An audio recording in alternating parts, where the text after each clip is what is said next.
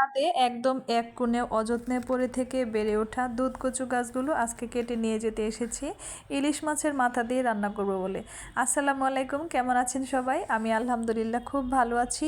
তো এই দুধ কচু নিয়ে আরেকটা ভিডিও একদিন আমি শেয়ার করেছিলাম, সেখানেও এই কচু সম্বন্ধে আমি বিস্তারিত অনেক কিছু বলেছিলাম। এই কচুটা একদমই গলায় ধরে না, খুবই মিষ্টি লাগে একদম, এই জন্যই হয়তো বা এই কচুর নাম ভিডিওটা দেখে অনেকে এই দুধ কচুর চারা চেয়েছেন।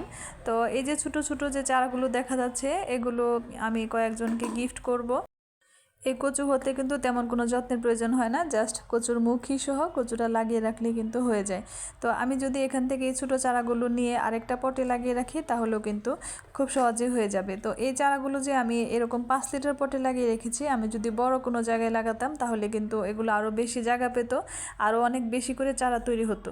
জায়গা যেহেতু আমার খুবই কম ছাদে, সেজন্য আমি এইখানেই রেখেছি। আর ছাদে যেখানে আমি রেখেছি সেখানে কিন্তু একদমই রোদ আসে না বললেই চলে। তো সেক্ষেত্রে আমি মনে করি যে বারান্দায় যদি রাখা যায় তাহলেও কিন্তু এই কচুগুলো খুব ভালো হয়। আমি কিন্তু মাঝে মাঝে বারান্দায়ও রাখি। যাদের বারান্দায় এরকম অল্প একটু রোদ আসে তারা কিন্তু এই কচুগুলো এরকম বোতলে রেখে সহজেই চাষ করতে পারেন। আর একদম সাথে সাথে কেটে নিয়ে কচু শাক রান্না করে খাওয়ার মজা এবং আনন্দ দুটোই অনেক বেশি আমি মনে করি।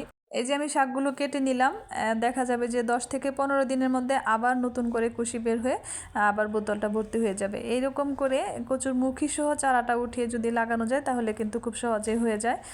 যেহেতু 5 লিটার বোতলে আমি এত ভালো শাক এখান থেকে নিয়ে খেতে পারছি, তো আমি ইচ্ছা করেছি যে আজকে বিকালের মধ্যে আমি এখানে একটু সার মাটি মিক্সড করে খাবার দিয়ে দিব।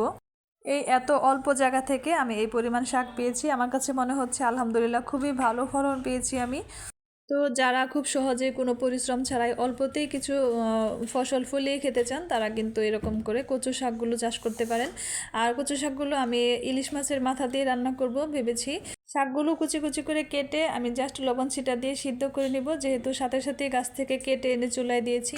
খুব দ্রুতই সিদ্ধ হয়েছে, একদম গলে গিয়েছে বলা যায়।